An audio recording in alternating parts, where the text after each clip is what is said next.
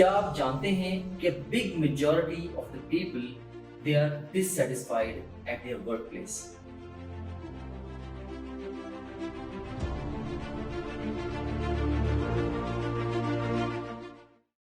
बिस्मिल्लाहिर्रहमानिर्रहीम। My name is Dr. Muazzam Manzoor. I'm founder and chief executive officer of topgrade.pk. क्या आप जानते हैं कि big majority of the people they are dissatisfied at their work place. I would say more than 80% of the individuals वो अपनी work place पे satisfy नहीं होते, वो अपने काम को लेके हैप्पी नहीं होते। डिलाइटेड होना तो बहुत दूर की बात है, इवन सेटिस्फाइड भी नहीं होते। उसकी सबसे बड़ी वजह क्या है कि उन्होंने अपने आप को स्टडी करके और अपने हालातों वाक़यात को स्टडी करके अपने करियर के पॉइंट ऑफ व्यू से बेस्ट चॉइस नहीं ली होती। चूँकि जिन चीज़ों को कंसिडर करते हुए उन्हें खुद के लिए खुद के करियर के लिए बेस्ट चॉइस लेनी थी, उन्होंने बेसिकली उन पॉइंट्स के ऊपर काम नहीं किया होता। आज की वीडियो में मैं आपको बताने वाला हूँ वो फैक्टर्स जिन्हें आपको कंसिडर करना चाहिए इससे पहले कि आप अपने करियर में अपना पैशन डिस्कवर करें। What factors to consider before discovering passion for your career, ये हमारी आज की वीडियो का टाइटल है। First of all you should consider your personality type. आपने अपनी पर्सनैलिटी टाइप को क्लियरली डिफाइन करना है। इसमें मैं आपको एक एग्जांपल देता हूँ। जैसे पर्सनैलिटी टाइप के पॉइंट ऑफ व्यू से देयर आर डिफरेंट वेज जिनकी मदद से हम डिफरेंट पर्सनैलिटीज़ को कैटेगराइज कर सकते हैं। फॉर एग्जांपल, एक वे है कि लोग इंट्रोवर्ट होते हैं या एक्सट्रोवर्ट होते हैं। इंट्रोवर्ट्स अपने आप में ज़्यादा रहना पसंद करते हैं, ज़्यादा अकेले रहना पसंद करते हैं, सोशलाइज होना लाइक नहीं करते। इसके मुकाबले में जो एक्सट्रोवर्ट्स होते हैं वो सोशलाइज होना, दूसरे लोगों के साथ मिक्सअप होना पसंद करते हैं। अब मैं ये नहीं कह रहा कि इनमें से कोई भी एक किसी दूसरे की निस्बत बेहतर पर्सनैलिटी टाइप है। दोनों के अपने अपने प्लसेस एंड माइनसेस हैं, लेकिन पॉइंट मैं ये जनरेट करना चाहता हूँ कि इंट्रोवर्ट्स के लिए करियर चॉइसेस डिफरेंट होंगी और एक्सट्रोवर्ट्स के लिए करियर चॉइसेस डिफरेंट होंगी। For example, just imagine a situation कि एक इंडिविजुअल है जो कि इंट्रोवर्ट है और वो किसी ऐसे करियर को चूज़ कर लेता है जिसमें बेतहाशा पब्लिक डीलिंग है। डेफिनेट सी बात है, there is a great chance until और अनलेस वो अपने आप को बहुत ज़्यादा चेंज ना कर ले, there is a great chance कि वो अब डिस्टर्ब्ड रहेगा, राइट? क्योंकि उसने अपनी जो नेचुरल टेंडेंसी थी उसके अगेंस्ट जाके अपने करियर की चॉइस ले ली। पर्सनैलिटी टाइप के पॉइंट ऑफ व्यू से आप क्लियरली खुद के बारे में डिफाइन करें। 4 चीज़ें आप डिफाइन करें। नंबर 1, आप एक्सट्रोवर्ट हैं या इंट्रोवर्ट हैं, राइट? यानी कि आप सोशलाइज होना पसंद करते हैं या अपने आप में रहना पसंद करते हैं। नंबर 2, आप सेंसर हैं या इंट्यूटिव हैं। अब सेंसर और इंट्यूटिव में फ़र्क ये होता है कि सेंसर्स स्ट्रांगली अपने पास्ट एक्सपीरियंसेस के ऊपर बिलीव करके वो अक्सर अपनी लाइफ में डिसीजंस बना रहे होते हैं, जबकि जो इंट्यूटिव जो पीपल होते हैं वो अपनी इंट्यूशन से काम लेते हैं, राइट? वो खुद से एंटिसिपेट भी करते हैं कि if I will do this then this will happen. वो मोर अपनी इंट्यूशन से काम लेते हैं। ये कह सकते हैं कि सेंसर्स ज़्यादा पास्ट में रहते हैं और इंट्यूटिव जो पीपल होते हैं वो अपनी इंट्यूशन से भी काम लेते हैं।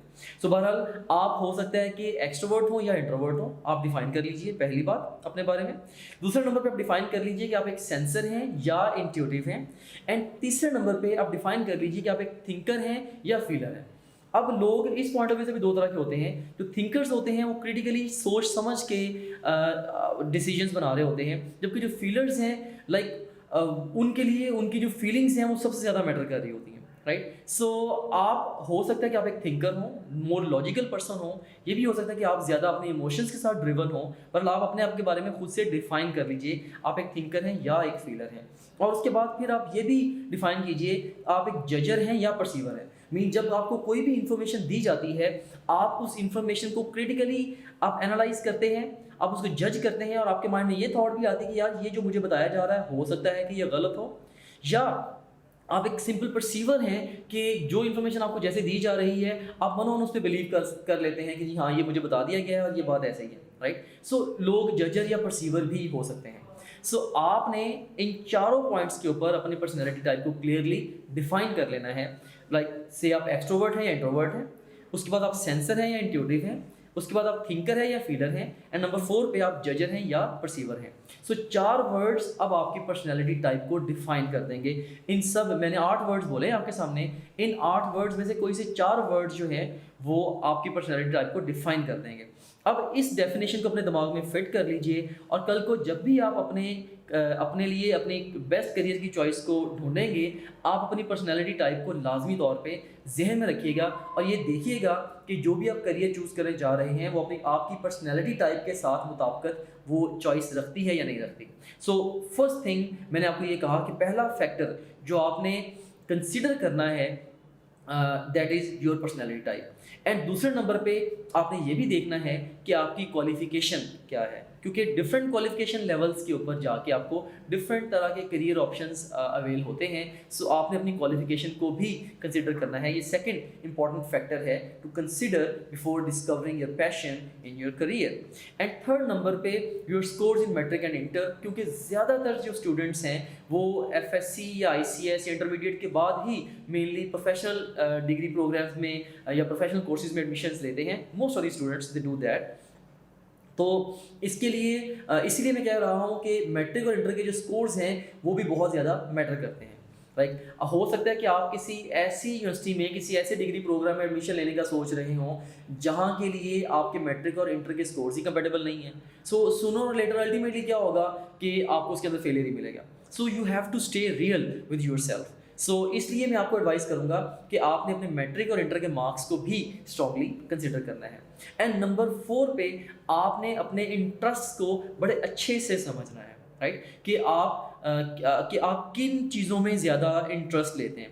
जो डेवलप्ड वर्ल्ड है, डेवलप्ड वर्ल्ड में वो बड़ी अर्ली एज पे अर्ली चाइल्डहुड में ही बच्चों को वो प्ले एरियाज़ में वो इस तरीके से उनके टॉयज़ या गैजेट्स वगैरह अरेंज करते हैं कि डिफरेंट नेचुरल टेंडेंसीज़ के जो बच्चे हैं वो डिफरेंट प्ले एरियाज़ की तरफ ज़्यादा अट्रैक्ट होते हैं, और उसके अकॉर्डिंगली उनके इंटरेस्ट को बड़ा अच्छे से वो अर्ली चाइल्डहुड में ही डिफाइन कर पाते हैं। क्योंकि डेवलपिंग कंट्रीज़ में पाकिस्तान ऐसी कोई चीज़ें नहीं हैं, हमें हमारे इंटरेस्ट के बारे में ऑनेस्टली हम एक्सप्लोर ही नहीं करते, राइट, और कोई मेथोडोलॉजीज भी ऐसी एग्जिस्ट नहीं करती।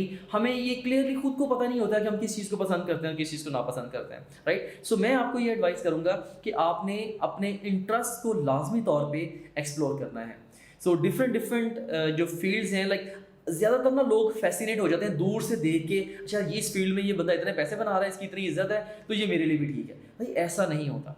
आपने ट्रूली ये देखना है कि जो भी काम कोई दूसरा इंडिविजुअल कर रहा है, क्या वो काम वो आपकी पर्सनैलिटी के साथ जाता है, आपको सूट करता है, राइट। सो आपने अपने इंटरेस्ट को लाजमी तौर पे एक्सप्लोर करना है।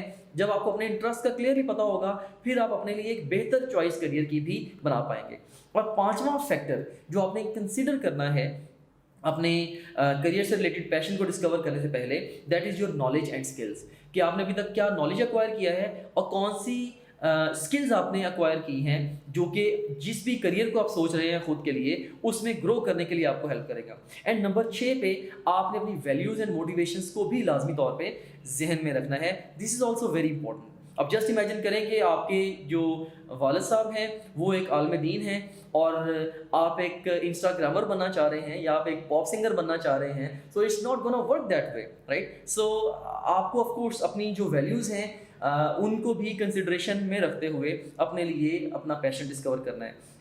और उसके बाद फिर आपकी फैमिली की ट्रेडिशंस हैं, जैसे बहुत सारी फीमेल्स हैं, उनके लिए उनकी फैमिलीज़ कंजर्वेटिव होती हैं, वो उनके ऊपर उस एंगल से बहुत सारी रेस्ट्रिक्शंस होती हैं। सो अगर से एक फैमिली है, मे बी एक लोअर मिडिल क्लास फैमिली है या कंजर्वेटिव फैमिली है, और वो बहुत ज़्यादा चाहते हैं कि फ़ीमेल्स जो हैं बस उनका मेंटालिटी ऐसी है कि फ़ीमेल्स को बहुत ज़्यादा रिजर्व होकर रहना चाहिए, और फीमेल अगर उसी घर में रहते हुए ये सोच रही है कि मैंने एक वर्ल्ड क्लास मॉडल बनना है, मैंने मिस यूनिवर्स के लिए मैंने कम्पीट करना है, it doesn't make sense to me, right. So आपको ऑफ कोर्स थोड़ा सा उस हिसाब से भी देखना पड़ेगा, राइट। सो अपनी फैमिली ट्रेडिशंस को भी कंसिडर करना है आपने अपने पैशन को डिस्कवर करने के पॉइंट ऑफ व्यू से। एंड 8वें नंबर पे अपना सोशो इकोनॉमिक बैकग्राउंड, ये बहुत ही इंपॉर्टेंट है कि आप सोशो इकोनॉमिक बैकग्राउंड के पॉइंट ऑफ व्यू से, क्या आप एक पुअर क्लास से बिलोंग करते हैं या आप एक वर्किंग क्लास से बिलोंग करते हैं, मिडिल क्लास से बिलोंग करते हैं या आप एक एलीट क्लास से बिलोंग करते हैं। ऑफ कोर्स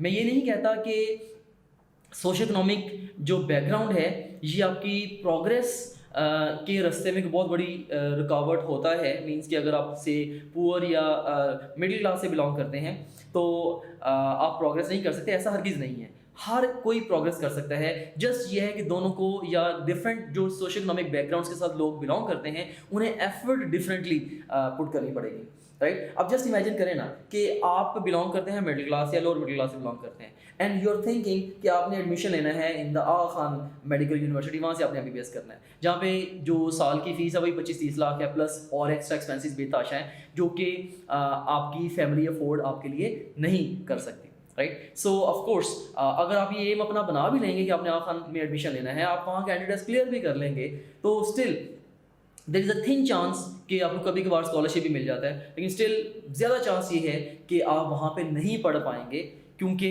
आपका जो सोशल इकोनॉमिक बैकग्राउंड है वो उस चीज़ को सपोर्ट नहीं करता। मैं ये एडवाइस करूँगा कि क्लियरली डिफाइन कर लें कि आपके जो पेरेंट्स हैं या जो गार्डियन हैं उनके अंदर कितनी एबिलिटी है, कितनी सलाहियत है, वो मंथली बेसिस पे आप पे कितना स्पेंड कर सकते हैं, राइट। सो जो भी वो स्पेंड कर सकते हैं, मे बी 20,000, 30,000, 50,000, वट एवर, जो भी अमाउंट वो आप पे स्पेंड कर सकते हैं, you should be knowing about that and उसके अकॉर्डिंगली ही आप अपने लिए अपनी डिग्री प्रोग्राम को भी चूज़ करें, उसके अकॉर्डिंगली ही अपनी चॉइस बनाएं। हाँ, ये अलग बात है कि समटाइम्स अगर आप थोड़ा सा अपने कंफर्ट जोन से निकलें, आप खुद से अपने लिए अर्निंग भी कर सकते हैं। लाइक ऐसे भी बहुत सारे स्टूडेंट्स को मैंने देखा है जो कि जैसे ही अपनी यूनिवर्सिटी लाइफ में जाते हैं वहाँ पे जाके वो खुद अपने लिए वो ब्रेड भी विन करते हैं, they work day and night, वो ट्यूशन्स पढ़ाते हैं, वो डिफरेंट जगहों पे जाके जॉब्स करते हैं, वो अपने एक्सपेंसेस को खुद बड़े अच्छे से कवर कर लेते हैं, right. So social economic background, this is also very important.